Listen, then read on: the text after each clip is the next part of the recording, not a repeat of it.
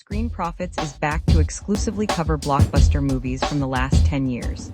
Let's get started on the box office analysis, movie budgets, and the final numbers that determine profitability. Before we begin our analysis, let's answer the big question on everyone's mind. For everyone asking where to watch Joker 2019, the most direct place to stream it right now is on Max. If you don't have that service and are still wondering where to watch this movie, it's also widely available to rent or purchase on all the major platforms like Apple TV and Amazon Prime Video. Though again, the clearest answer for where to watch Joker 2019 is to stream it on Max. In the classic hit Joker, starring the incredible Joaquin Phoenix as Arthur Fleck, and directed by Todd Phillips, best known for his wildly successful comedy franchise, The Hangover, audiences experienced a landmark release from the legendary studio Warner Bros. Even years after its explosive 2019 debut, it's still passionately compared to other major films and franchises, most notably Christopher Nolan's masterpiece The Dark Knight, showing its lasting impact on global cinema and its continued dominance on streaming platforms like HBO Max, where it remains one of the most rewatchable movies in the DC catalog.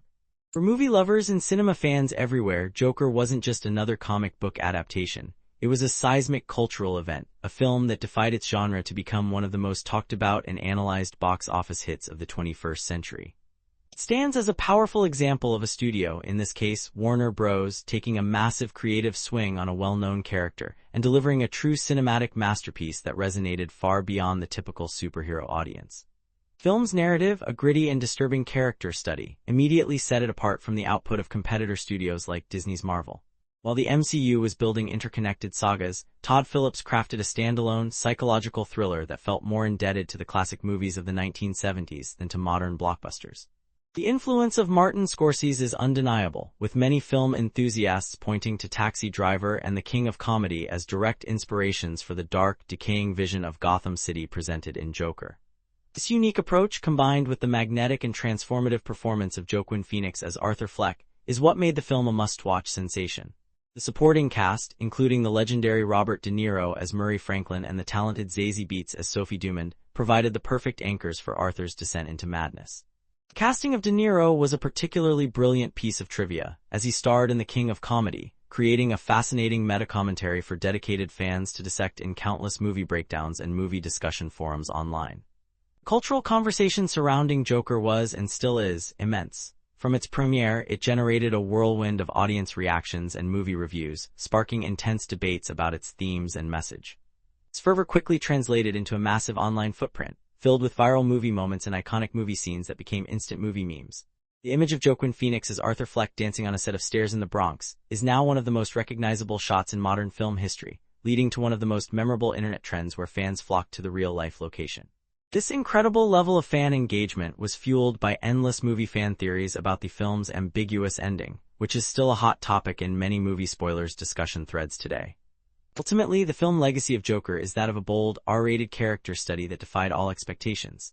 It proved that a dark, art-house-inspired take on a comic book character could not only be a top-rated movie, but could also become a billion-dollar global phenomenon, cementing its place as one of the most important and unforgettable cult classics of its generation. Beyond the intense cultural debate and critical acclaim, the financial story behind Joker is a masterclass in risk management and one of the most stunning success stories in modern Hollywood history. To understand this, we have to start with the single most important number, the production budget. Based on industry reports, Joker was produced for an estimated $55 to $70 million. In the world of comic book blockbusters, where films from Warner Bros. Own DC slate like Justice League or Aquaman regularly command budgets of $200 to $300 million, this figure is shockingly low. This lean budget was the cornerstone of the film's financial strategy, as it dramatically lowered the financial risk and the break-even point. A film that costs only $60 million to make doesn't need to earn $1 billion to be a hit. A worldwide gross of $250 million would have already been considered a solid success. This disciplined approach to the budget fundamentally reshaped the film's path to profitability before a single ticket was even sold. Financing structure was also a key part of this risk mitigation strategy. The film was a co-production, with Warner Bros. Sharing the financial burden with partners like Village Roadshow Pictures and BRON Creative. This meant that while Warner Bros. Would have to share a portion of the profits, they also offloaded a significant percentage of the initial investment. For these partners, their equity stake valuation was initially a high-risk, high-reward bet on a very unconventional project. They were investing in a dark R-rated drama that existed outside of any established cinematic universe. However, the modest budget meant that their initial global gross forecast for success was a very achievable target. They weren't betting on a billion-dollar phenomenon, they were betting on a well-executed mid-budget genre film finding its audience. Of course, the actual performance of Joker annihilated even the most optimistic initial projections. Primary monetization streams for the film: theatrical box office, home entertainment and streaming rights, and international sales all performed at levels that were simply unprecedented for a film of this budget and tone. Theatrical release alone grossed over $1.74 billion worldwide. This incredible result sent the profitability metrics for the film into the stratosphere and transformed the equity stake valuation for its co-financiers from a smart bet into a generational windfall. The initial global gross forecast was not just met, it was exceeded by a factor of 3 or 4. This leads us to the film's staggering ROI, return on investment, which is estimated to be one of the highest for any major studio film ever made. The story of Joker is the ultimate investor's dream, a calculated, low-cost risk that defied all odds to deliver a return of truly monumental proportions, fundamentally altering the financial calculus for what a comic book adaptation could be. The final global gross forecast, after all ancillary revenues are counted over the film's lifetime, ensures that the equity stake valuation will continue to appreciate for years to come. For movie lovers and cinema fans everywhere, Joker wasn't just another comic book adaptation. It was a seismic cultural event, a film that defied its genre to become one of the most talked about and analyzed box office hits of the 21st century. It stands as a powerful example of a studio, in this case Warner Bros., taking a massive creative swing on a well-known character and delivering a true cinematic masterpiece that resonated far beyond the typical superhero audience. This was a film that didn't just entertain, it provoked, challenged, and left an indelible mark on everyone who saw it, ensuring its place in movie discussion for years to come.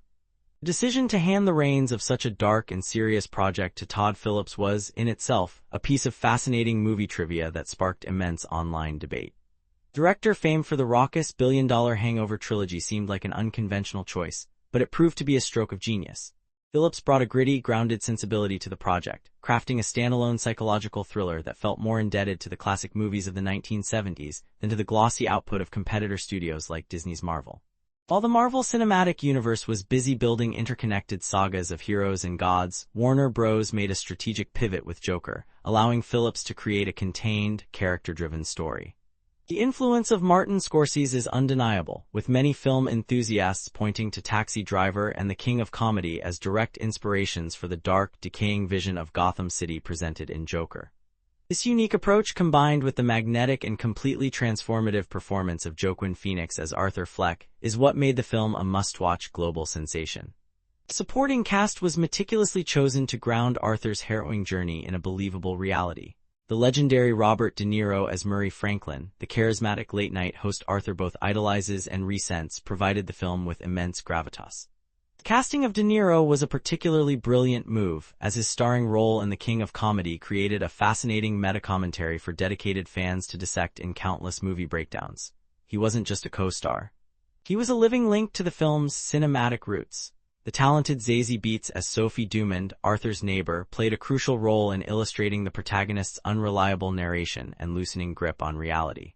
These powerful performances provided the perfect anchors for Arthur's tragic descent into madness. The cultural conversation surrounding Joker was, and still is, immense. From its premiere, it generated a whirlwind of audience reactions and movie reviews, sparking intense debates about its themes of mental illness and societal neglect.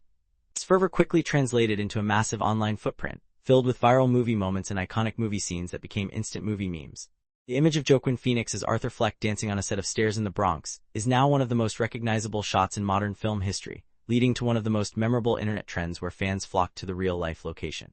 This incredible level of fan engagement was fueled by endless movie fan theories about the film's ambiguous ending, which is still a hot topic in many movie spoilers discussion threads today. Ultimately, the film legacy of Joker is that of a bold, R-rated character study that defied all expectations. It proved that a dark, art house-inspired take on a comic book character could not only be a top-rated movie, but could also become a billion-dollar global phenomenon, cementing its place as one of the most important and unforgettable cult classics of its generation. To understand this, we have to start with the single most important number, the production budget. Based on industry reports, Joker was produced for an estimated $55 to $70 million. Put that figure in perspective, it is less than a third of the budget for a typical comic book blockbuster from Warner Bros. Own DC slate like Justice League or Aquaman, which regularly command budgets of $200 to $300 million. This lean, disciplined approach to the budget was the absolute cornerstone of the film's financial strategy. It dramatically lowered the financial risk and the break-even point. A film that costs only $60 million to make doesn't need to earn $1 billion to be a hit. A worldwide gross of $250 million would have already been considered a solid success with healthy profit margins. This disciplined spending, achieved through practical filmmaking, minimal CGI, and a contained story, fundamentally reshaped the film's path to profitability before a single ticket was even sold. Financing structure was also a key part of this brilliant risk mitigation strategy. The film was a co-production, with Warner Bros. Sharing the financial burden with partners like Village Roadshow Pictures and BRON Creative. This is a common practice for studios looking to de-risk a potentially controversial or unconventional project. It meant that while Warner Bros. Would have to share a portion of the enormous profits, they also offloaded a significant percentage of the initial investment. For these partners, their equity stake valuation was initially a high-risk, high-reward bet.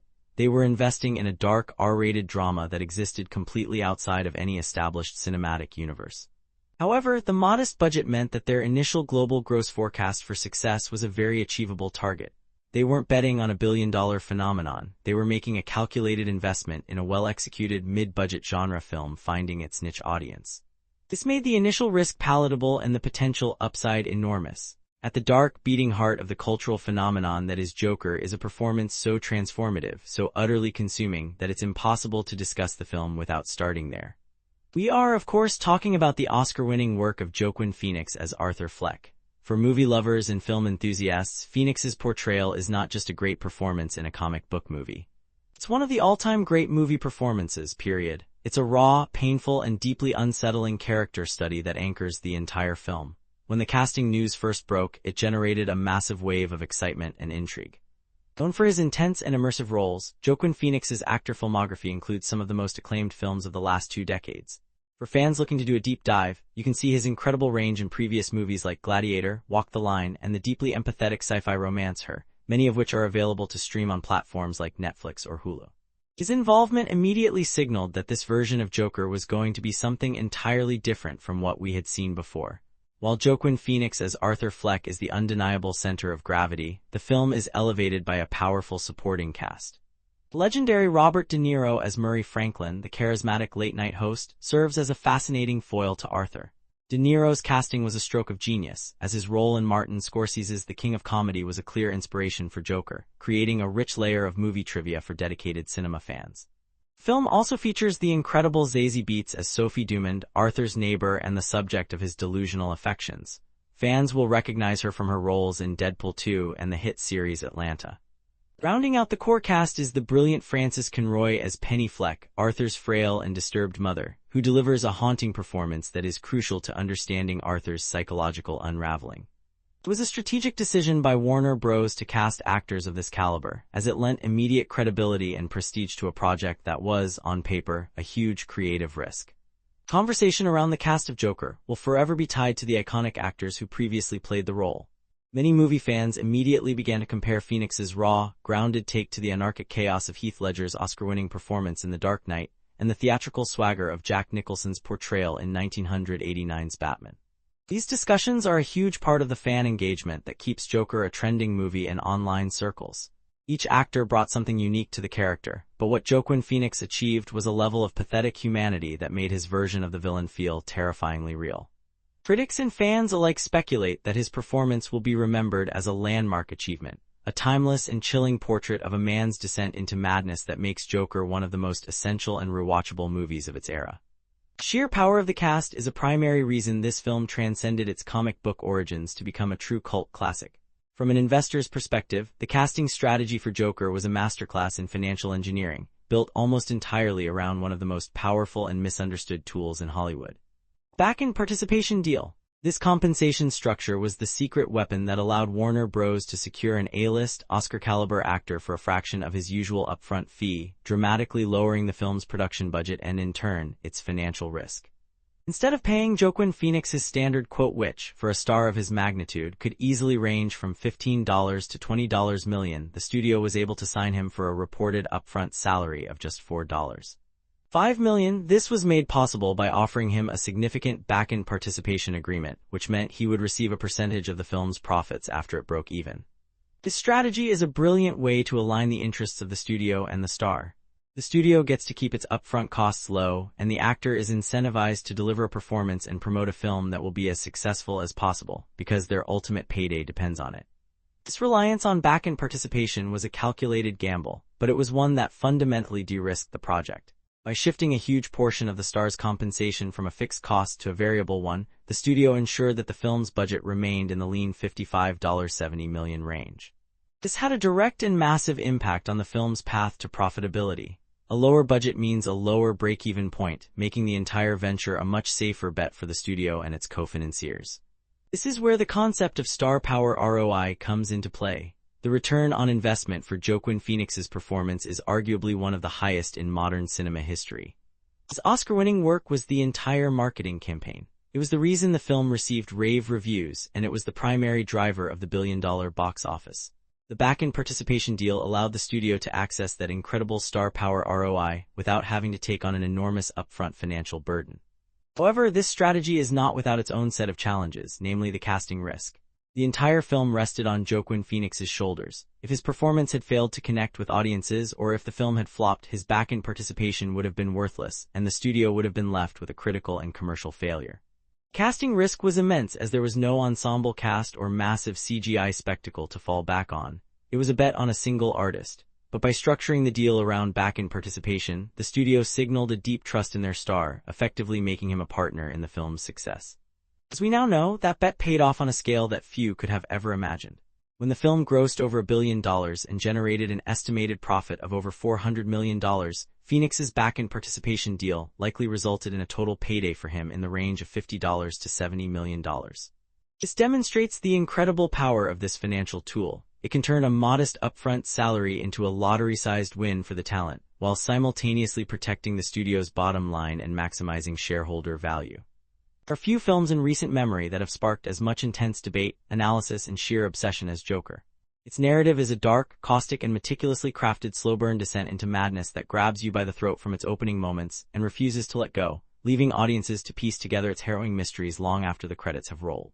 To truly understand its phenomenal power and cultural footprint, we need to perform a full story breakdown and narrative breakdown, peeling back the layers of its masterful and often disturbing storytelling. At its core, the plot summary of Joker follows Arthur Fleck, a profoundly mentally ill man living in a gritty, decaying Gotham City circa 1981. This isn't the gleaming, gothic metropolis of other Batman stories. This is a city drowning in garbage, infested with super rats, and simmering with a palpable class resentment that feels like a powder keg waiting for a spark. Arthur is a party clown and aspiring stand-up comedian who is systematically, almost methodically, failed by every level of society. His overworked and underfunded social worker can offer no real help, his employer shows him no empathy, his frail mother is lost in her own delusions, and the city itself treats him as invisible at best and a punching bag at worst.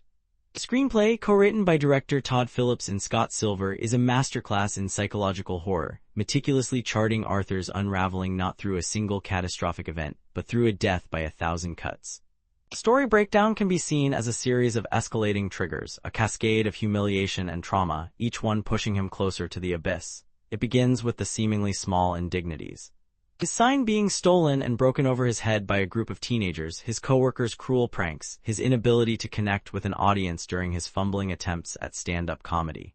These moments build a suffocating sense of powerlessness. The narrative's first seismic shift occurs in the now iconic subway scene. After being brutally beaten by 3 drunk Wayne Enterprises employees, something inside Arthur finally snaps. His act of violent retaliation, clumsy and desperate yet brutally effective, is the first time in the entire film he exerts any control over his own life. It is a horrifying and transformative moment, the point where the victim begins his metamorphosis into the aggressor. From there, the narrative breakdown accelerates. He loses his job, discovers his therapy and medication are being cut due to city budget shortfalls, a cruelly realistic plot point, and begins a delusional, one-sided romance with his neighbor, Sophie. Screenplay's genius here lies in its masterful use of the unreliable narrator, a key element of the screenplay analysis. We, the audience, are so deeply embedded in Arthur's perspective that we believe his relationship with Sophie is real, making the later reveal that it was all in his head a devastating gut punch that forces us to question everything else we've seen. Final trigger is the most personal, the discovery of his mother's letters and the subsequent revelation about his own traumatic past, a history of abuse and delusion that shatters the last fragile piece of his identity. This intricate layering of personal and societal decay is what elevates the storytelling in Joker to a level of artistry rarely seen in films of this type. The film's genre is a fascinating and deliberate blend that is key to its success. While it's based on a globally recognized DC Comics character, it shares almost no DNA with the blockbuster superhero films from Warner Bros. Or its competitors. Instead, Joker is a gritty character study and psychological thriller, a film that feels like it was unearthed from a time capsule buried in the late 1970s. It proudly wears its influences on its sleeve, drawing heavily from similar movies that defined that era of American cinema, most notably Martin Scorsese's masterpieces Taxi Driver and The King of Comedy. This deliberate choice to ground the story in a realistic, albeit nightmarish, setting is what makes its core movie themes of profound alienation, simmering class struggle, and the societal neglect of mental illness so incredibly potent. The comparison to Taxi Driver is impossible to ignore. Both Arthur Fleck and Travis Bickle are lonely, isolated men who feel like ghosts in their own decaying cities, their internal monologues a mix of despair and barely contained rage.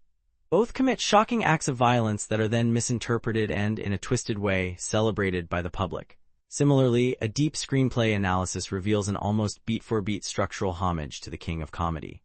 Both Arthur Fleck and Rupert Pupkin are painfully untalented aspiring comedians who harbor a deep, delusional obsession with a late-night talk show host Robert De Niro's Jerry Langford in one, and in a brilliant metacasting twist, Robert De Niro's Murray Franklin in the other. Both characters blur the lines between fantasy and reality to achieve their version of fame, culminating in a hostile takeover of the television airwaves. But Joker is not mere imitation. It synthesizes these influences into something new and terrifyingly relevant. The narrative is less about a supervillain's origin and more about the creation of a symbol. Arthur's acts of violence, particularly the subway killings, are not just random acts of madness. They become a catalyst for a city on the brink. The clown mask he inadvertently inspires becomes the uniform for a populist uprising against the city's elite, transforming Arthur from a forgotten nobody into an unwilling icon of a violent revolution. He is a symptom of Gotham's disease, not the cause, a distinction that gives the film its most provocative and debated thematic weight. Of course, no discussion of Joker is complete without diving into the deep end of the pool. Spoilers, the fan theories, and the endlessly debated final moments. This is where a search for Joker ending explained will lead you down a rabbit hole of incredible interpretations. Spoilers ahead, the final act of the film sees Arthur, now fully embracing his Joker persona, murder talk show host Murray Franklin on live television. He is arrested and becomes a hero to the rioting masses. It's the final scene that sparks the most debate. We see Arthur in Arkham State Hospital laughing. He tells his therapist, "You wouldn't get it."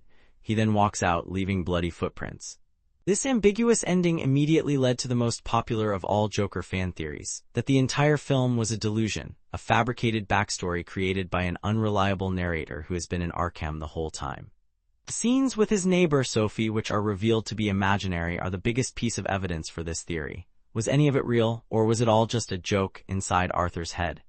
The film never gives a definitive answer, and this brilliant ambiguity is what fuels its longevity. Unlike a Marvel movie, Joker has no post-credits scene to tease a sequel.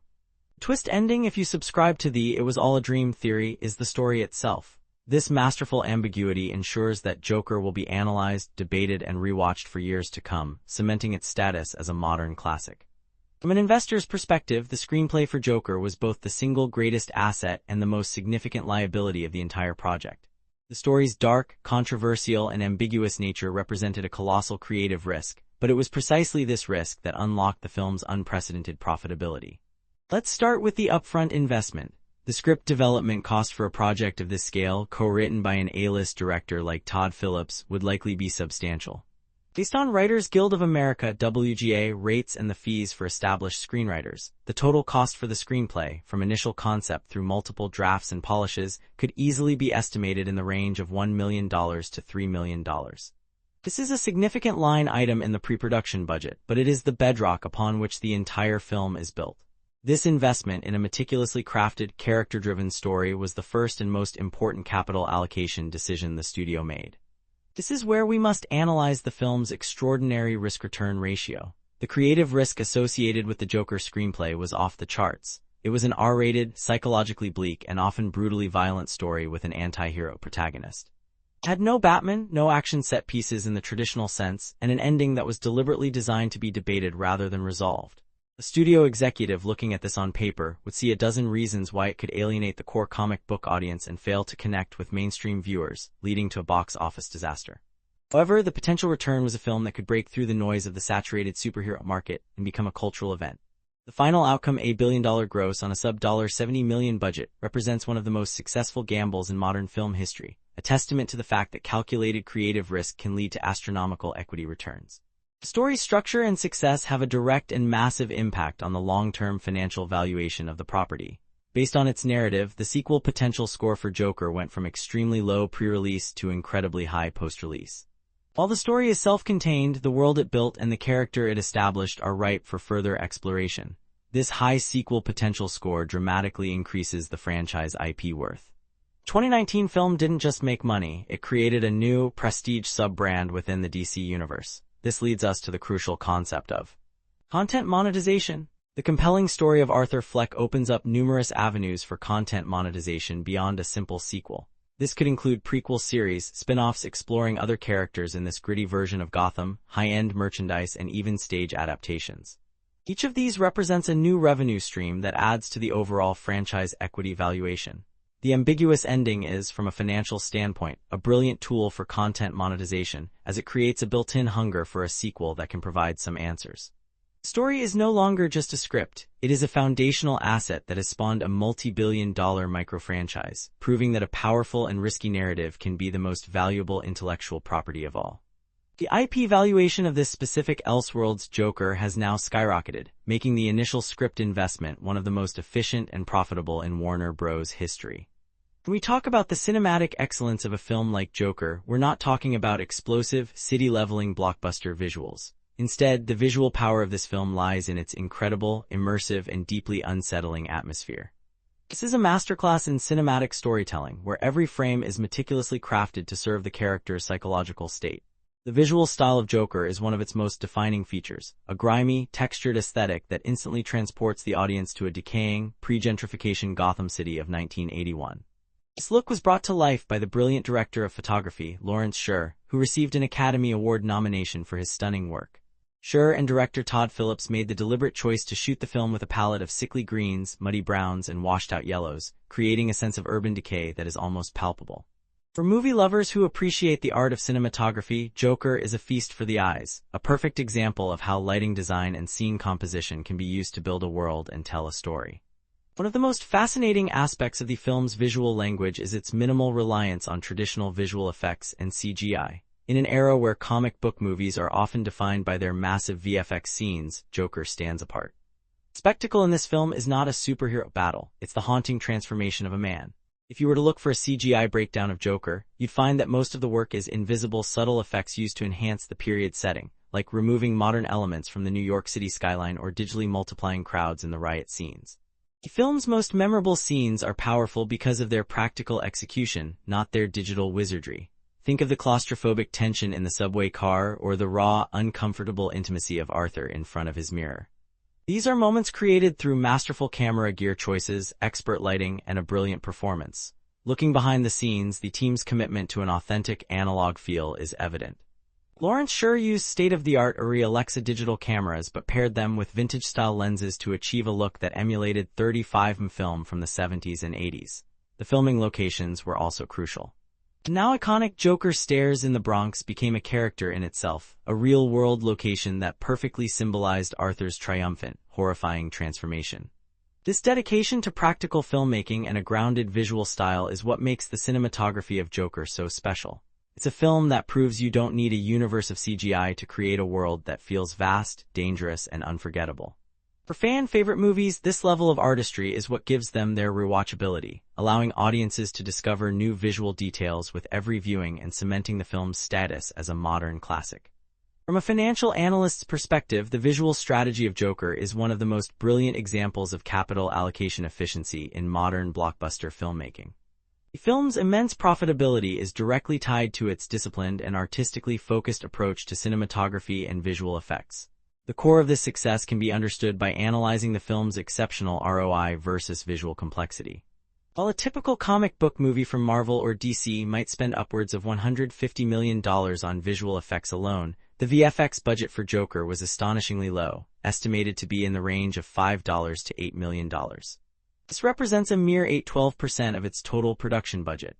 This lean spending on digital effects was a fundamental strategic decision that kept the overall production cost down, which in turn dramatically lowered the financial risk and accelerated the path to profitability.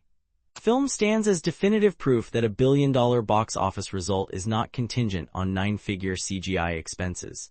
This cost-effective approach had a massive impact on the entire post-production pipeline. Post-production spending for Joker, while still significant, was far more manageable than that of a VFX-heavy film. Major costs like editing, sound design, and color grading were still present, but the absence of extensive CGI work meant a shorter, less complex post-production schedule. This directly impacts the post-production burn rate, the daily cost of running the post-production process. With fewer VFX artists and supervisors to pay and less need for expensive rendering farm time, the studio saved millions. Furthermore, the CGI cost per minute for the few scenes that did use digital enhancement was a fraction of the industry average. A minute of a major CGI battle in a film like Avengers Endgame could cost well over $1 million. In contrast, the subtle environmental work in Joker would have a CGI cost per minute in the low tens of thousands, a staggering difference in cost efficiency. This incredible financial discipline in the visual department is a primary driver of the film's phenomenal return on investment. This brings us to the long-term financial payoff of this strategy, which can be seen in the film's massive cumulative earnings. The high ROI versus visual complexity of the initial theatrical release was just the beginning. By keeping the production cost low, the film became profitable very early in its box office run. This meant that a larger percentage of the total gross from theatrical, home video, and streaming licensing deals flowed directly to the bottom line as pure profit. The smart, efficient visual spending created a financial snowball effect. The initial high ROI from the theatrical window generated a huge surplus of cash, which then amplified the profitability of all subsequent revenue streams. Over its lifetime, the cumulative earnings of the Joker IP will likely be in the billions of dollars, and the foundation of that incredible success was laid by the decision to prioritize practical cinematography and character-driven visuals over expensive, and often less impactful, CGI spectacle. The film is a powerful case study for investors and studio executives, demonstrating that the most financially prudent path to massive cumulative earnings is often paved with artistic focus and an intelligent understanding of ROI versus visual complexity. The sound of Joker is as haunting and unforgettable as its visuals. The music is not just a background element, it's the internal monologue of Arthur Fleck's crumbling psyche, a character in its own right that guides the audience through his painful transformation. The brilliant artist behind this Oscar-winning soundscape is the Icelandic composer Hildur Guðnadóttir. Her work on Joker created one of the most iconic scores of the 21st century, a masterpiece of minimalist dread and melancholic beauty. The thematic score is built around the mournful and often menacing sound of a solo cello, an instrument that perfectly captures the loneliness and barely contained rage of the film's protagonist. This unique musical approach is a huge part of what gives the film its unsettling and deeply artistic identity. The soundtrack acclaim was immediate and universal, culminating in a historic Academy Award win for Guðnadóttir, making her one of the few women to ever win in that category. One of the most fascinating pieces of trivia about the production is how central the music was from the very beginning. The composer wrote the main theme, one of the score's most iconic tracks, after only reading the script. Director Todd Phillips was so inspired by her initial compositions that he would often play the music on set during filming to help set the tone and guide Joaquin Phoenix's performance.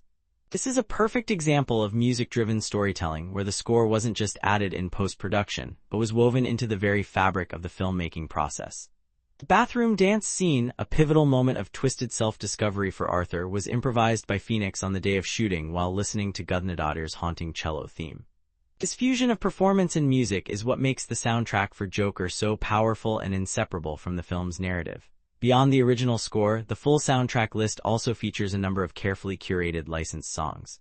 These songs in the movie are used to create a vivid sense of time and place, rooting the film in its 1981 setting, but they also often serve as a dark, ironic counterpoint to the on-screen tragedy. Frank Sinatra's optimistic anthem, That's Life, plays over a montage of Arthur's bleak existence, while Send in the Clowns becomes a recurring, twisted motif. The most famous and controversial of these licensed tracks is Gary Glitter's Rock and Roll Part 2, used for the iconic Stairs dance. The main cello theme from the iconic score was also used to devastating effect as the primary trailer music, immediately signaling to audiences that this was a dark, serious, and artistically ambitious take on the character.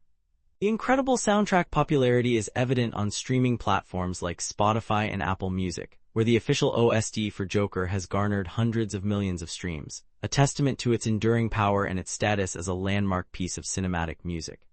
From an investor's perspective, the Oscar-winning soundtrack for Joker is not just an artistic triumph. It is a highly profitable, multifaceted financial asset with a long and lucrative life ahead of it. The monetization strategy behind this music is a brilliant case study in maximizing the value of intellectual property. First, we must analyze the initial investment, the music budget. For a film with a total production cost of around $60 million, a typical music budget might fall in the 2–3% range, putting the estimated cost for Joker somewhere between $1.2 to $1.8 million. This would be divided between the composer fee for Hildur Guðnadóttir and the music supervisor budget, which is allocated for the expensive process of licensing pre-existing songs.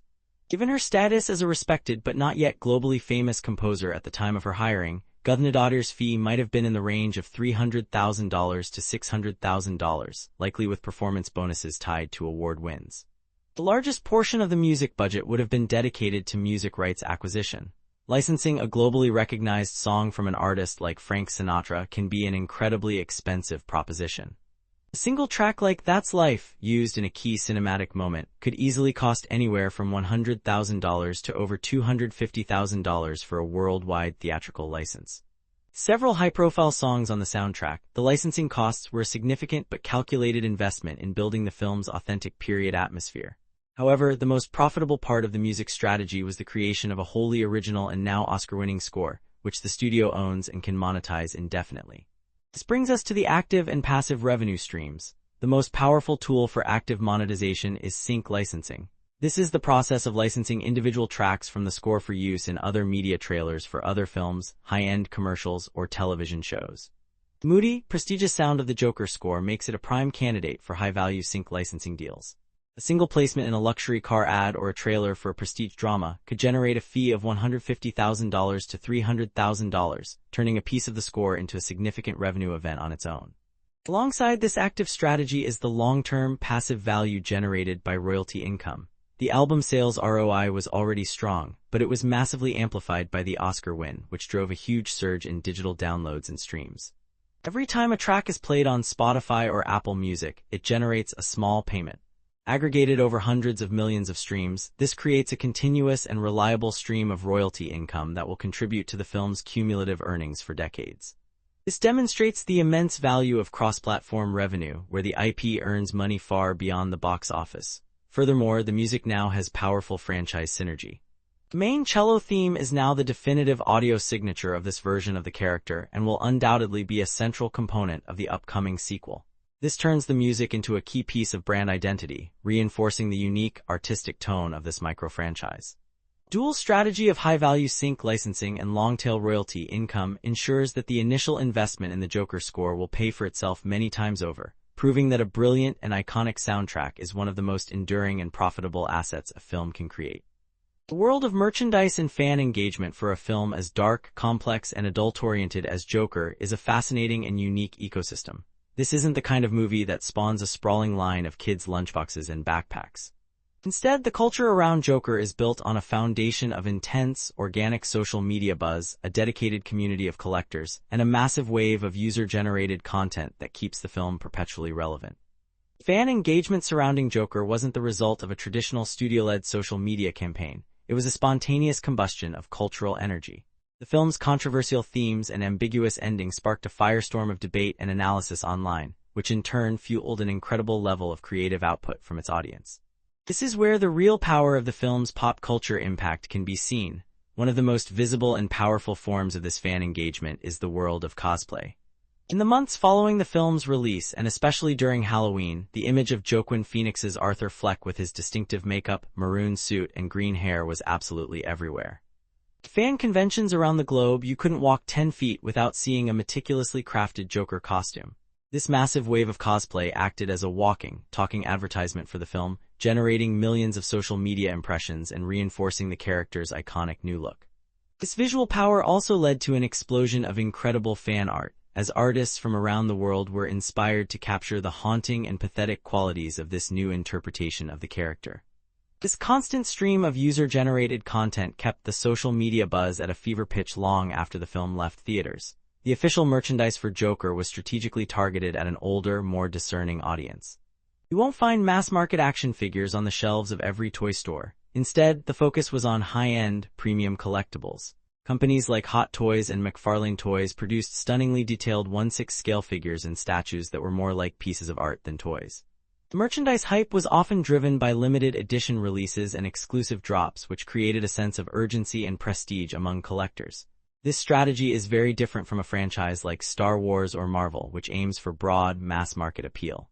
For Joker, the goal was to cater to the dedicated fanbase with high-quality, premium products. Similarly, the demand for high-end movie posters and art prints from boutique companies soared, as fans were eager to own a piece of the film's iconic visual identity. This targeted, collector-focused approach to official merchandise proved to be incredibly effective, turning the film's cultural cachet into a thriving and profitable niche market. From a brand manager or investor's perspective, the merchandising strategy for Joker is a masterclass in low-risk, high-margin content monetization, built on the powerful combination of a targeted licensing program and an unparalleled level of organic fan support. The entire financial model is built around a simple but incredibly effective concept, the licensed product royalty. Instead of taking on the enormous cost and risk of designing, manufacturing, and distributing their own merchandise, the studio Warner Bros.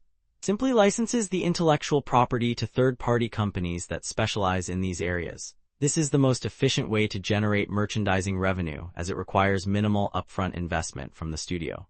For every high-end statue, t-shirt, or poster sold, the studio receives a licensed product royalty, a percentage of the sales, without ever having to touch a physical product.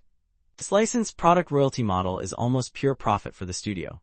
Industry-standard royalty rates typically range from 8% to 15% of the wholesale price of a product, and for a globally recognized, in-demand IP like Joker, the rate could be even higher, perhaps in the 12% to 18% range.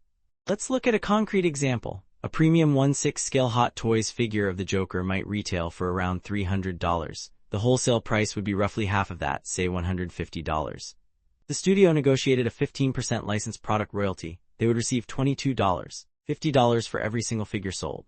Given the projected sales for a highly anticipated collectible like this could be in the range of 20,000 to 50,000 units worldwide, that single product could generate between $450,000 and over $1 million in high-margin revenue for the studio. This same model applies across all product categories from apparel to art prints, creating a diversified and continuous stream of licensing income. What makes this model so incredibly effective for Joker is the immense power of fan-driven ROI. The return on investment for the entire merchandising program is astronomical because the marketing is essentially free. The viral Joker stares trend, the endless memes, the massive wave of cosplay, and the constant online debate all function as a massive, self-sustaining, and completely unpaid global marketing campaign. This organic hype is what gives a licensing partner the confidence to produce a $300 collectible figure in the first place. The fan-driven ROI is a powerful financial metric because it demonstrates how cultural resonance can be directly converted into sales with minimal marketing spend from the studio. Furthermore, the film's prestige opens the door for unique opportunities in cross-brand monetization. Imagine a high-fashion collaboration with a designer brand inspired by the film's aesthetic. Such a partnership could command a massive upfront fee and a generous licensed product royalty on all sales, further diversifying the IP's revenue streams. The success of the Joker merchandising program is not about the volume of products sold. It's about the high-profit margin nature of its targeted, collector-focused strategy, all of which is supercharged by an incredible and invaluable level of fan-driven ROI.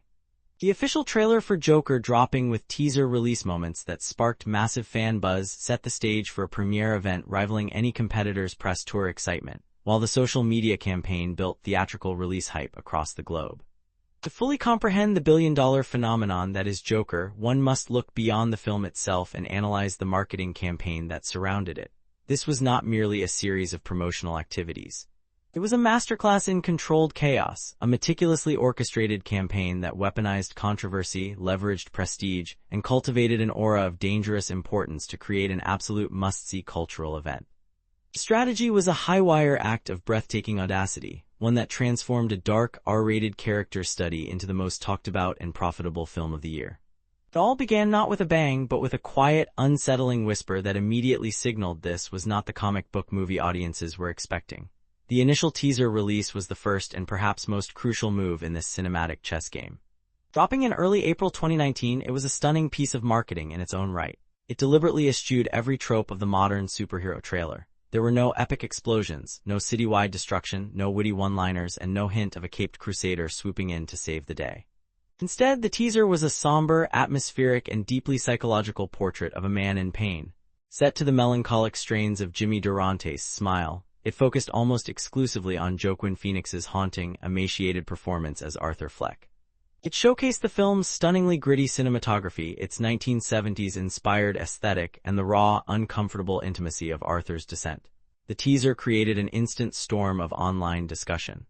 It wasn't just advertising a movie, it was making a statement of intent. It told audiences, this is a serious film, this is an actor's showcase, this is a tragedy. This brilliantly managed expectations from the very beginning, filtering out audiences looking for a fun popcorn flick and galvanizing those hungry for something more challenging and profound. This foundation was then built upon by the full movie trailer, which was a work of art in itself. Released in late August, it deepened the themes and amplified the intensity established by the teaser. It introduced more of the plot, including Arthur's fraught relationship with his mother and his delusional obsession with Murray Franklin, but it did so without sacrificing the film's enigmatic quality. It showcased more of the film's stunning visuals, from the grimy, garbage-strewn streets of Gotham to the now iconic image of Arthur dancing triumphantly on a set of stairs. Set to a haunting and majestic piece of the film's original score, the trailer built a sense of impending doom and terrible beauty. The final shot of Arthur slowly, unnervingly smiling through his tears became an instant meme and a symbol of the film's complex emotional core. The trailer's release fueled a massive wave of trailer hype and generated thousands of fan reaction videos across YouTube. This modern marketing phenomenon, where fans film themselves watching and reacting to a trailer, served as a real-time barometer of public interest and acted as a form of free, organic promotion that money simply cannot buy. The trailer wasn't just selling a movie, it was selling a mood, an experience, and an unmissable performance. However, the true masterstroke of the marketing campaign was its distribution and premiere strategy. Instead of a flashy, star-studded Hollywood premiere event or a hyped-up debut at San Diego Comic-Con, Warner Bros. Made the audacious decision to premiere Joker at the 76th Venice International Film Festival, one of the most prestigious and artistically focused film festivals in the world. This was a move of incredible confidence, placing a film based on a comic book character in direct competition with the year's most anticipated works of international art house cinema. The gamble paid off on a scale that no one could have predicted. The film received a rapturous 8-minute standing ovation, and in a moment that sent shockwaves through the industry, it won the festival's highest honor, the Golden Lion.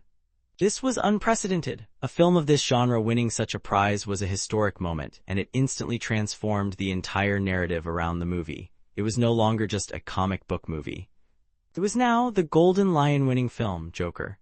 This prestigious award became the unassailable centerpiece of the entire marketing push, a stamp of artistic validation that elevated the film above the fray of the typical blockbuster season. This festival victory became the foundation for the subsequent press tour and the broader social media campaign. The marketing materials were now adorned with the laurels of the Venice Film Festival, and the TV spots were filled with glowing quotes from critics who hailed it as a masterpiece. This allowed the studio to market the film on two fronts simultaneously: to the mainstream comic book audience who were already intrigued by the iconic character, and to the more discerning adult, art house audience who were now drawn in by the promise of a serious, award-winning piece of cinema. The social media campaign was a masterclass in fanning the flames of the intense debate that the film's themes naturally provoked. The studio didn't shy away from the controversy surrounding the film's portrayal of violence and mental illness. Instead, they allowed the public discourse to become the primary marketing engine. Every think piece, every heated Twitter debate, every news report about potential security concerns at theaters only added to the film's mystique. It became the film that everyone had an opinion on, even before they had seen it. The press tour itself added to this allure, with Joaquin Phoenix's intense and sometimes unpredictable interviews making headlines and reinforcing the perception of the film as something dangerous, provocative, and essential. By the time the film's worldwide release arrived, the campaign had successfully created a perfect storm of hype, prestige, and controversy. The theatrical release of Joker was not just a movie opening, it was a cultural event. Public anticipation was at a fever pitch. It had become the forbidden film, the one you had to see to be part of the global conversation.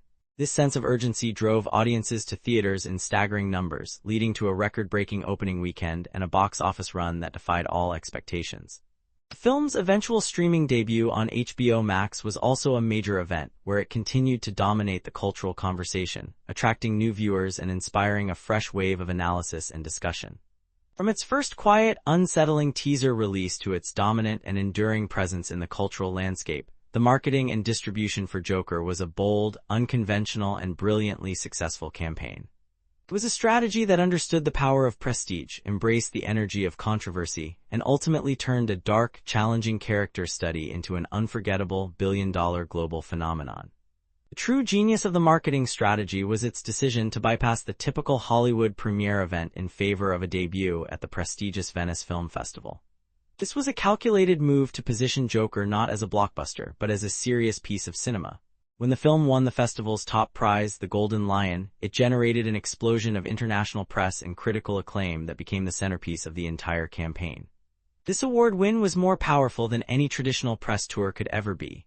Instead of relying solely on its star to promote the film, the marketing was built around rave reviews and the unprecedented festival victory. The posters, the TV spots, and the entire social media campaign were all built on this foundation of prestige, which created an aura of artistic importance around the theatrical release of Joker. This strategy created a perfect storm of anticipation for the film's worldwide release. The social media campaign was less about fun hashtags and more about fanning the flames of the intense debate surrounding the film's controversial themes. Every clip and image released was designed to provoke a reaction, keeping Joker at the center of the cultural conversation for months. By the time the film hit theaters, the public anticipation was at a fever pitch. The film's eventual streaming debut on HBO Max was also a major event, becoming one of the most-watched movies on the platform and introducing the dark world of Joker to a whole new audience. From its first teaser release to its dominant streaming run, the marketing and distribution for Joker was a bold, unconventional, and brilliantly successful campaign that turned a dark character study into a billion-dollar global phenomenon. From a purely financial perspective, the marketing and distribution campaign for Joker stands as one of the most effective and profitable in modern film history.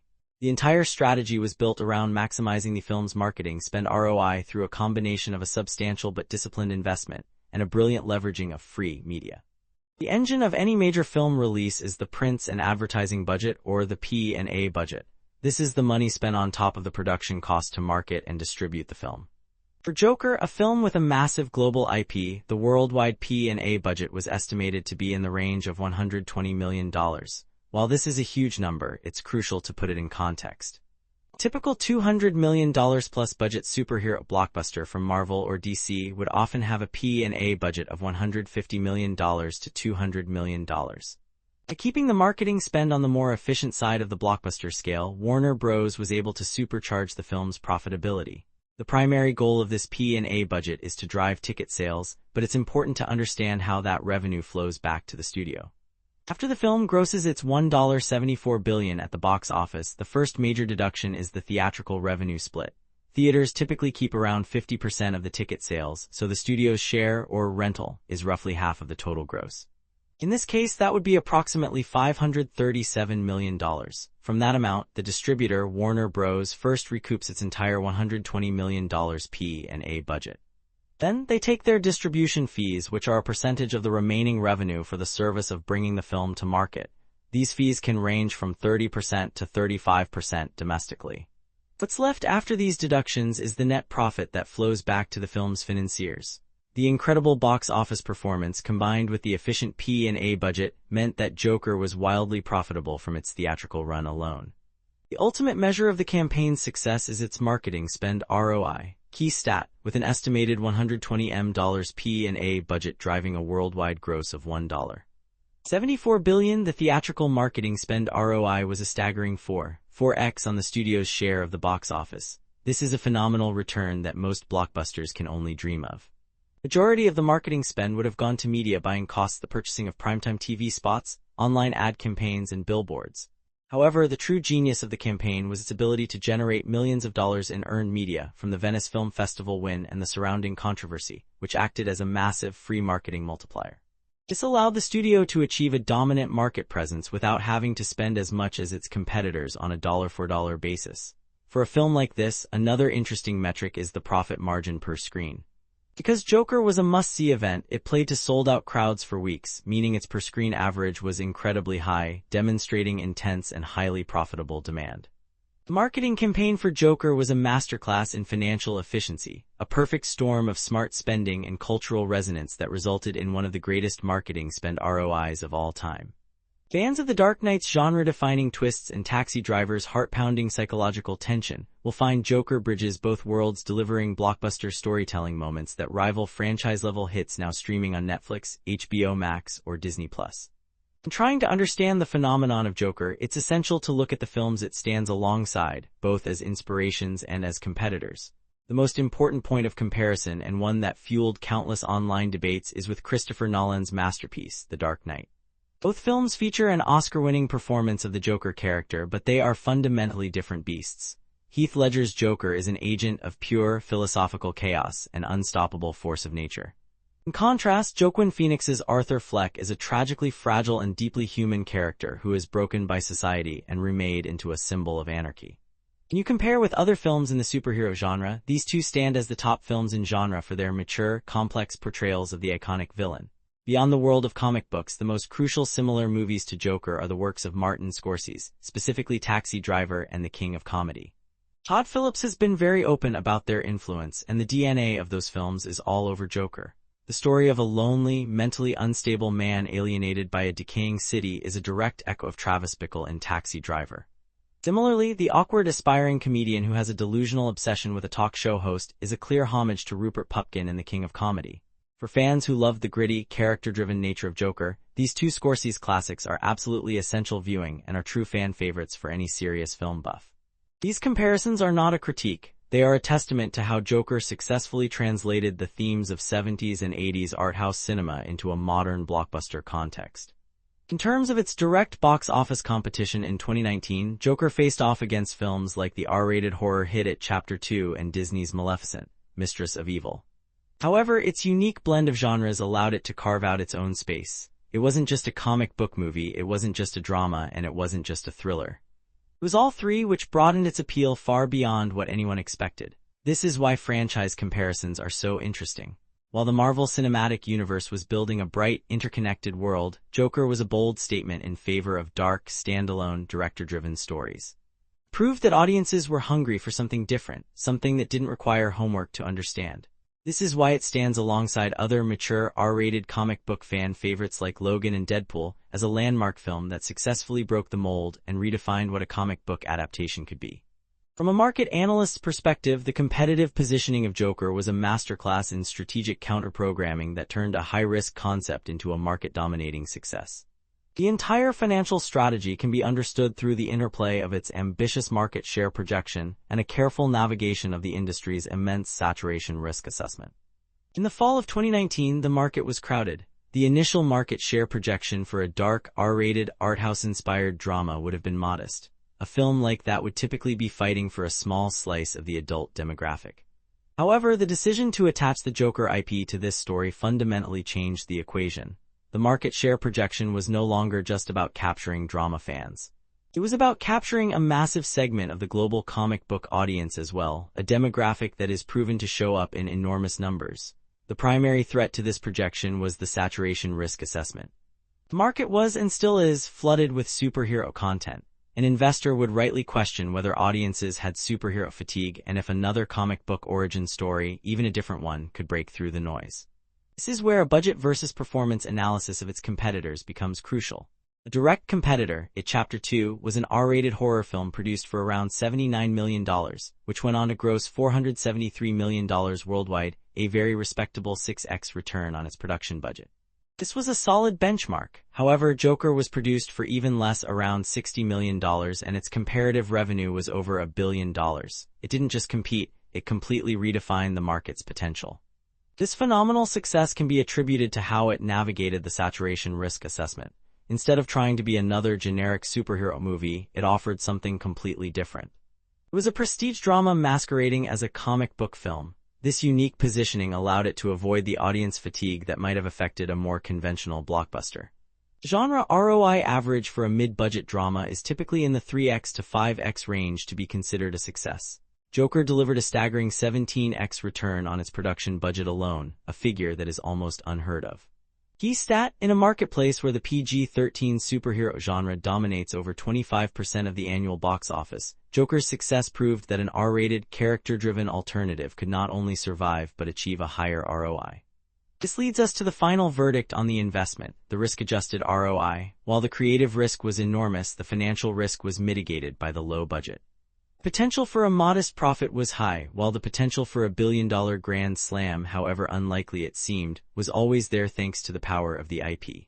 The film's strategy of offering a unique, high-quality alternative in a saturated market resulted in a risk-adjusted ROI that is arguably one of the greatest in modern film history.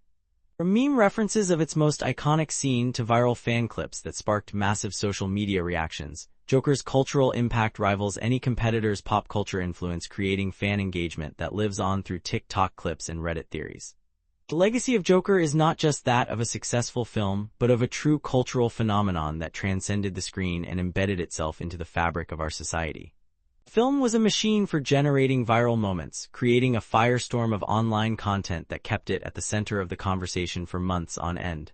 The most famous example, of course, is the Joker Stairs dance. A single, triumphant moment of deranged self-actualization became one of the biggest internet trends of the year. The actual filming location in the Bronx became a global tourist destination, with thousands of fans making a pilgrimage to recreate the scene in countless TikTok clips and Instagram posts. This is a level of fan-driven content that most marketing teams can only dream of. The film's dark and often bleak tone also made it a goldmine for memes. The line "you get what you effing deserve" became a hugely popular meme reference format, used to comment on everything from pop culture to politics. Similarly, the image of Arthur Fleck applying his clown makeup became a symbol of preparing for a difficult or absurd situation. These memes and viral fan clips are a crucial part of the film's enduring pop culture influence. They act as a digital shorthand, constantly reintroducing the film's iconic moments to new audiences and keeping the conversation around Joker alive and well. This is a level of organic reach that is incredibly rare and powerful, especially for a film with such challenging themes. Beyond the lighter side of memes, the film's complex narrative and ambiguous ending fueled a massive wave of serious discussion and analysis. Fan reactions were intense and deeply divided, which only made the conversation more compelling. Platforms like Reddit became hubs for incredibly detailed Reddit theories, with fans dissecting every frame for hidden Easter eggs and clues about what was real and what was happening inside Arthur's head. Famous fan quotes like "I used to think that my life was a tragedy, but now I realize it's a comedy" became philosophical touchstones for countless video essays and think pieces. One of the most interesting fun facts about the production is that Joaquin Phoenix reportedly lost over 50 pounds for the role, a physical transformation that added to the character's haunting and fragile appearance. This level of dedication is part of what inspired such passionate fan reactions. Ultimately, the cultural impact of Joker is a testament to its power as a piece of provocative art, a film that didn't just entertain audiences but challenged them, sparking a global conversation that continues to this day. From a digital marketing and investment perspective, the unprecedented cultural impact of Joker translates directly into massive and measurable financial value. The endless stream of memes, fan theories, and viral trends is not just a sign of the film's popularity. It is a powerful economic engine that generated an almost incalculable viral marketing ROI. Every user-generated TikTok clip of the Joker Stairs dance, every meme, and every YouTube video essay is a form of free, high-engagement advertising for the intellectual property. A single viral trend can generate billions of unpaid impressions, which represents an earned media value that would cost tens of millions of dollars to achieve through traditional paid advertising. This organic buzz is a primary reason the film was able to break through the market clutter and achieve its billion-dollar box office, representing a huge revenue boost from cultural traction. This high level of organic engagement also has a direct and significant impact on the profitability of the film's official digital content, a concept we can measure through CPM uplift from engagement. CPM, or cost per mil, is the price advertisers are willing to pay for every 1,000 views on a piece of content. Social media and video platforms reward content that generates high levels of interaction, likes, comments, shares, with higher CPM rates because an engaged audience is more valuable to advertisers. Official clips from Joker and popular fan-made analysis videos would have commanded a premium ad rate because of the intense debate and discussion they generated. This social media CPM uplift means that the studio and content creators earn more money from every view, creating a positive feedback loop of engagement-driven revenue. The film's controversial nature was, from a purely financial standpoint, one of its greatest assets. Furthermore, the film's status as a cultural touchstone dramatically increases its brand partnership value. While a gritty, R-rated film like Joker might not be a fit for a fast food tie-in, its prestige and artistic credibility make it an incredibly attractive partner for high-end, adult-focused brands. Imagine a limited edition fashion collaboration inspired by the film's distinct aesthetic or a high-end art book. A blue-chip brand might pay a brand partnership value of $1 million to $5 million for a collaboration with a culturally dominant film like this. Key stat: a culturally resonant IP can command an IP licensing premium of 15–25% higher than a comparable but less iconic property for merchandise and other licensing deals. This means that when a high-end collectible company is deciding which license to pursue, the proven cultural footprint of Joker allows the studio to demand a higher royalty rate and a larger minimum guarantee. This is the essence of trending monetization, leveraging a viral moment or a sustained cultural conversation to create new, high-margin revenue opportunities. The phenomenal viral marketing ROI of Joker is not just about saving money on advertising. It's about building a brand so powerful and culturally embedded that it elevates the financial value of every associated commercial venture.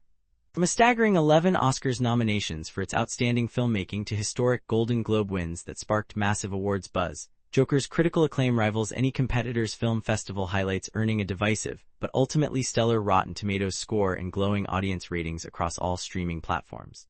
The story of Joker's journey through awards season is as dramatic and unconventional as the film itself. It all began at one of the most prestigious film festivals in the world, the Venice Film Festival. A move that sent shockwaves through the industry, Joker won the festival's highest honor, the Golden Lion. This was a landmark moment. A film based on a DC Comics character winning a prize usually reserved for international arthouse cinema was unprecedented, and it immediately established Joker as a serious awards contender and a true must-watch film. Critic reviews that followed were a fascinating mix of breathless praise and intense debate, which only fueled the public's curiosity.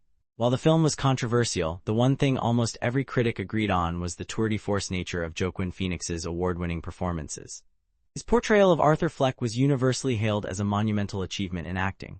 This is reflected in the film's Rotten Tomatoes score. While the overall critical score is a certified fresh 68%, the audience score is a massive 88%, highlighting a powerful connection with viewers that transcended some of the critical debate. These glowing audience ratings are a testament to the film's raw emotional power and its ability to resonate with people on a deeply personal level, cementing its status as one of the top-rated movies of the year. This powerful combination of festival glory, passionate reviews, and audience love created a perfect storm of awards buzz that carried Joker all the way to the Academy Awards. The film received a stunning 11 Oscars nominations, the most of any film that year, including for Best Picture, Best Director for Todd Phillips, and Best Adapted Screenplay. It was a dominant force throughout the awards season, also picking up major nominations at the BAFTAs and Screen Actors Guild Awards. The journey culminated in 2 historic Oscar wins. One for Hildur Guðnadóttir's haunting score, and the one everyone was waiting for, the Academy Award for Best Actor for Joaquin Phoenix. This win was not just a victory for the film. It was a watershed moment for the entire comic book genre, proving that these stories and characters could be home to the highest levels of cinematic artistry. From a purely financial perspective, the awards and critical acclaim for Joker were not just ceremonial honors. They were powerful financial catalysts that acted as a massive ROI multiplier on an already wildly profitable investment. The journey to Oscar glory, however, is a significant investment in itself. Studios spend a fortune on for your consideration campaigns, and the award campaign cost for a major contender can be astronomical. A film with 11 nominations, including for Best Picture, would require a sophisticated and expensive campaign involving private screenings for guild members, print and digital advertising and trade publications, and extensive publicity efforts. A conservative estimate for the award campaign cost for Joker would likely be in the range of $10 million to $15 million. This is a substantial line item, but it's an investment that pays for itself many times over. The most immediate financial benefit of this investment is the post-award revenue boost. The surge of nominations and wins, particularly for a major award like Best Actor, drives a significant increase in box office receipts and later, streaming views. Oscar nominations for Joker were announced in January 2020, while the film was still in the later stages of its theatrical run. This wave of prestige likely added an estimated $15 million to $30 million to its final domestic gross, as audiences who may have missed it initially were drawn to see the year's most nominated film. This is a direct and measurable form of award-driven revenue, where the marketing value of the awards themselves translates into ticket sales. Beyond the initial box office bump, the long-term financial value is where the true power of the critical acclaim multiplier can be seen. The Oscar wins and nominations are a permanent seal of quality that elevates the film's value across all ancillary markets. This allows the studio to engage in prestige pricing for all future licensing deals. Key stat: a film with a Best Actor Oscar win can often command a prestige pricing premium of 20–30% on its streaming and television licensing deals compared to a non-awarded blockbuster. This is because the film is no longer just a comic book movie. It is an Academy Award-winning film, a prestigious title that enhances the perceived value of any streaming library or television lineup it's a part of. This leads to a significant streaming royalty bump and a much stronger negotiating position for the studio. The investment in the awards campaign is, therefore, a crucial component of the film's long-term streaming monetization strategy. The critical acclaim multiplier and the ROI multiplier from the award's success ensure that Joker will not just be a profitable film, but a blue-chip financial asset that will continue to generate premium returns for decades to come. As Joker cements its film legacy with franchise potential that rivals any competitor's universe expansion, fans speculate on sequels and spin-off ideas while the director's next projects and upcoming movies hint at a thrilling future. The story of Joker may have concluded with an ambiguous laugh, but its impact on cinema is a definitive statement. The film legacy of this movie is multifaceted and profound. First and foremost, it completely shattered the glass ceiling for what an R-rated comic book-based film could achieve, both critically and commercially. Its cinematic impact can be seen in the wave of darker, more character-driven and director-led comic book adaptations that have followed in its wake, such as Matt Reeves' The Batman. It proved to studios that audiences were hungry for mature, standalone stories that didn't require a decade of continuity to understand. This incredible success immediately ignited a firestorm of speculation about the film's franchise potential. Initially pitched as a one-off, the billion-dollar box office made the conversation around sequels an inevitability. For months, the internet was ablaze with rumored plotlines and wild spin-off ideas. Do we see a sequel that pits this version of the Joker against a nascent Batman, or would the franchise roadmap focus on a more intimate, psychological continuation of Arthur's story? This intense fan anticipation was finally answered with the announcement of the sequel, Joker, Folie à Deux. The news that it would be a musical co-starring Lady Gaga as Harley Quinn was a shocking and brilliant move, proving that this new franchise would continue to defy expectations. Beyond direct sequels, the success of Joker has opened up a whole new lane for Warner Bros. And DC. It established the DC Elseworlds banner, a framework for universe expansion that allows creators to tell unique, standalone stories without being tied to a larger, interconnected narrative. This is a key part of the film's legacy, offering a creative flexibility that its competitors lack. As for the creative team, the director's next projects are always a source of great interest, and Todd Phillips' decision to return for the sequel, along with Joaquin Phoenix, was met with huge excitement from fans. The list of upcoming movies from DC now has a new, prestigious category thanks to the trail blazed by Joker. Its legacy is not just that of a great film, but of a game-changer that redefined the possibilities of its genre and created one of the most exciting and unpredictable new franchises in modern cinema. From a final investment and portfolio management perspective, a cumulative yield analysis of the Joker intellectual property reveals it to be one of the most successful and efficient investments in the history of modern cinema. The initial, modest investment of approximately $60 million has blossomed into a multi-billion-dollar global franchise, and its financial story is far from over. The first film alone, with its billion-dollar gross and subsequent high-margin revenue from home entertainment and streaming, delivered a staggering return. But to truly understand the asset's value, we must project its long-term franchise ROI. With a highly anticipated sequel on the way, the franchise is poised to generate billions more in revenue. A successful film franchise can achieve a long-term franchise ROI of 10x to 20x its initial investment over a decade. For Joker, given its unprecedented profitability on the first film, a total ROI of 20x to 30x over the life of the franchise is a realistic projection.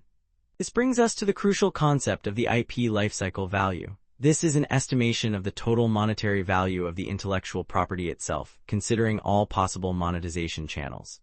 For the Joker Elseworlds brand, this includes the box office and ancillary revenue from the first film and its sequel, as well as all potential future revenue from merchandise, music, video games, and even stage adaptations. Total IP lifecycle value for a top-tier franchise like this could be estimated in the range of $2 billion to $4 billion over the next 10-20 years. Each new project and product is not just a standalone revenue stream. It is an ROI multiplier that builds upon the success of the original. The sequel, Foliage U, is the most powerful of these, but even a hit soundtrack or a successful line of high-end collectibles serves as an additional ROI multiplier, exponentially increasing the return on that initial $60 million investment. Of course, with great potential comes significant risk. The sequel investment risk for Joker, Foliage U, is considerably higher than it was for the original. The budget is reportedly much larger, in the range of $150 million, and the decision to make it a musical is a bold creative swing that could alienate some of the original's audience. However, this risk is mitigated by the immense brand equity built by the first film and the return of its Oscar-winning star. Key stat: top-tier franchises often see an ROI multiplier of 3-5x on their production budget with their first sequel alone. Even if the sequel only grosses $800 million, it would still be a massive financial success and a powerful contributor to the overall franchise lifecycle profitability.